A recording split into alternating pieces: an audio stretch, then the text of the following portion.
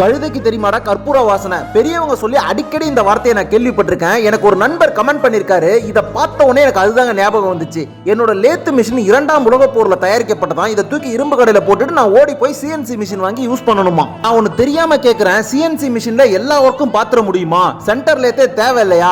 இந்த விஷயத்தை போய் நீ கோயம்புத்தூர்லயும் இல்ல சென்னையிலயும் சொல்ல முடியுமா? ஒரு நான் ஸ்டாண்டர்ட் ஜாபுக்கு இன்னைக்குமே சென்டர் லேத்து ரொம்ப ரொம்ப அவசியமா இருக்கு. கமெண்ட் போட்ட புண்ணியவானே, சிஎன்சி மிஷின் வேணா இன்னைக்கு மாசா தெரியலாம், ஆனா கிளாஸான மிஷின்னா அது சென்டர் லேத் தான். சிஎன்சி மிஷினுக்கும் பாட்டி என்னோட லேத் மிஷின் தான். இப்படிப்பட்ட லேத் மிஷினோட ஒரு வரலாறு சொல்றேன் கேட்டுக்க. கிமு 1300, எப்படி கிமு 1300, அதாவது இயேசு கிறிஸ்து பிறப்பதற்கு முன்னாடியே எகிப்துல உள்ள மனிதர்கள் இந்த லேத்தை பயன்படுத்தி இருக்காங்க. சும்மா மரக்கட்டையிலேயே ரெடி பண்ணி இயேசு கிறிஸ்து பிறப்பதற்கு முன்னாடியே லேத் மிஷினோட புரோட்டோடைப் உருவாயிடுச்சு. 18ஆம் நூற்றாண்டுல ஹென்றி மார்ட்ஸ்லே அப்படிங்கிறவர் உருவாக்குன நவீன லேத் மிஷினுக்கு அப்புறம் தான் இந்த சிஎன்சி மிஷினே வந்துச்சு அப்படிங்கறதையும் தெரிஞ்சுக்கோங்க. மறக்காம இந்த சேனலை சப்ஸ்கிரைப் பண்ணிட்டு ஷேர் பண்ணிடுங்க.